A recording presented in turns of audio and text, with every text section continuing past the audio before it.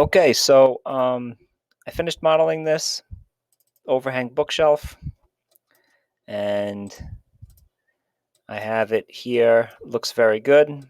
So now it's time to make the 2D plans. Okay, what I would do first is save this. So I would do a file, save as, and save it into your folder. Okay, I've already saved this. I've named it bookshelf with overhang. And since I've done some work, I'm just going to hit save again, file save. And it tells me right here, file successfully written. So we don't lose any of our work here. All right, what you can do right now is I'll show you how to print or save an image of this nice 3D bookshelf. So you can frame it, and what I'm going to do is go to print, and we're actually not printing it to a printer. We're going to print it as an image. And the only thing I really want to change is the print window. So I'm just going to click and drag right here and then hit enter. And you can see it looks really good. The only thing that's missing is a title. So I'm just going to close this and I'll go back into my front view, take the text tool, and I will use surfaces. I'll make my text height 1 inch is too small. Let me try 3 inches. Everybody's is going to be a little bit different. And I will write down bookshelf for Mr. Smith, and I could put it right up over here. And then I could also do a text and say, by Mr. Rosen. And right over here. Okay, if you wanted to, you could also add some dimensions, but we'll do that later in the 2D plan. So I go to full-size perspective, file, print, and if I want to change the window, if I want to even try doing it as, say, a different print window. Okay, well this is good right here. Image is good, so I would just go to set, and I can readjust this, reduce my margins a little bit. Okay, hit enter to accept, and that looks good. And then once I print, it says, where do you want to save this to? Okay, so I could save it into my folder where the file is and call it 3D model of overhang bookshelf. All right, and then save it. And I should have saved it as a JPEG here. Okay, all right, so now we're going to make the 2D plans. Okay, so I can actually make a new layer, and I'll call it text, and I'm going to hide this. So I'm going to take this text right here and move it into the text layer. Okay, and go back to layers and hide the text.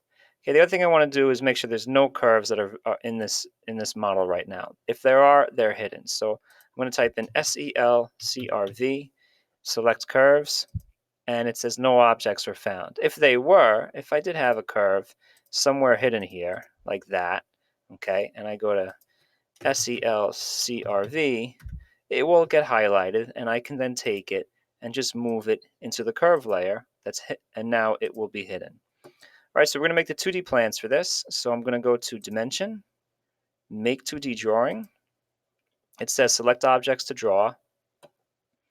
And at this point, we only really care about the 3/4 inch plywood. The Luan, we don't need to really make a cut list for dimensions for. Well,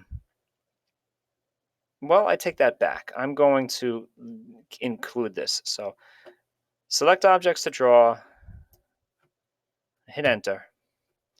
We're going to do 4View USA, show hidden lines. I hit OK. And you can see that I have the 2D plans here. So I'm going to go into my top view, and I'm going to hide the Luan layer, and I'm going to make a new layer called dimensions. So the dimensions, I'll add it right underneath this layer. So I click on text, make a new layer, dimensions. I'll make it a dark blue and activate it.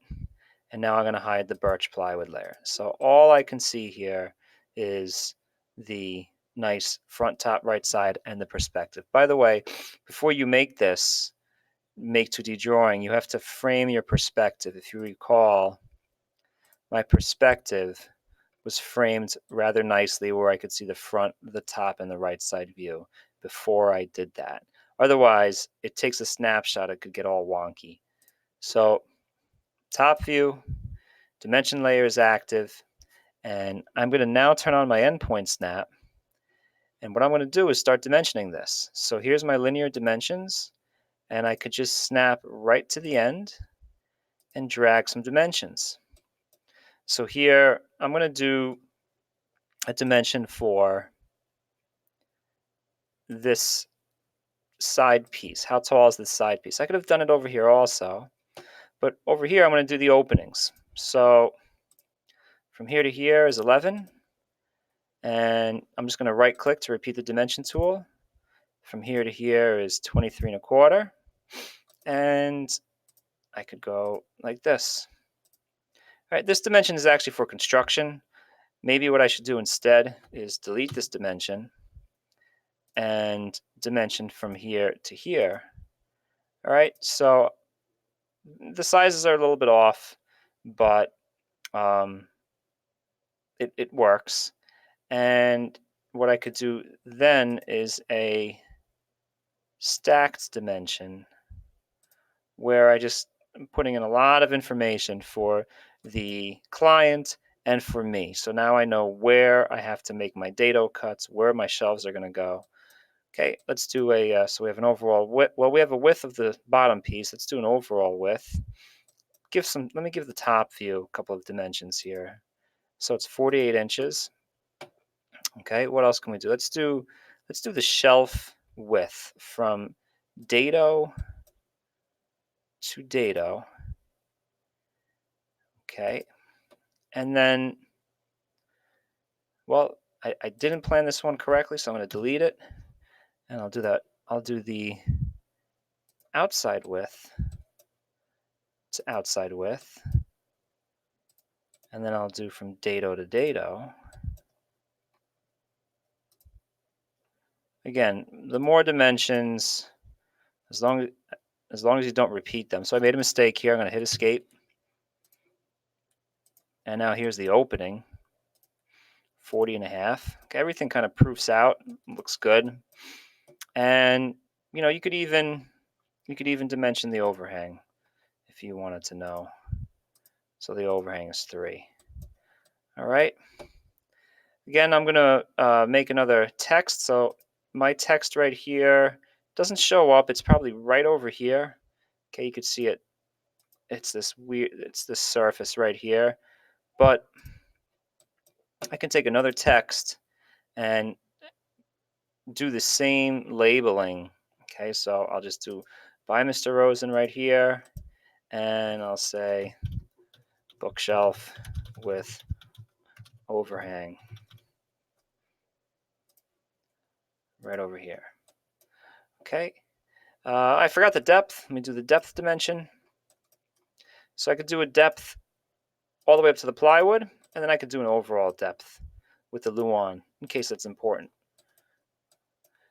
Okay, this is going to help my client know exactly what size books they can put in here, if there were certain books or binders, how big the piece is, how much space it's going to take up, and then also how we are going to assemble it. So we know that we have a bottom piece that's 42 inches long. We have shelves that are 41.25, and then we have a top piece that is 48 inches long. And all the pieces are 12 inches wide or deep. Okay, and this is great. This is all you need. So one more time, we'll print this out. So File, Print, and you can see it's way too small right now. So I'm going to set a new print window. Okay, if you don't see these windows, I'm going to lose my time here. Just click on View and Output Scale, and you're going to set a new print window. You could drag it right across like this, Enter, and make sure my destination is an image file. It is. Okay, and that looks good. I'll hit print, and I'm going to call this, I'm just going to click on this title and change it from 3D model of overhang bookshelf. Oh, I spelled bookshelf wrong, to 2D model of overhang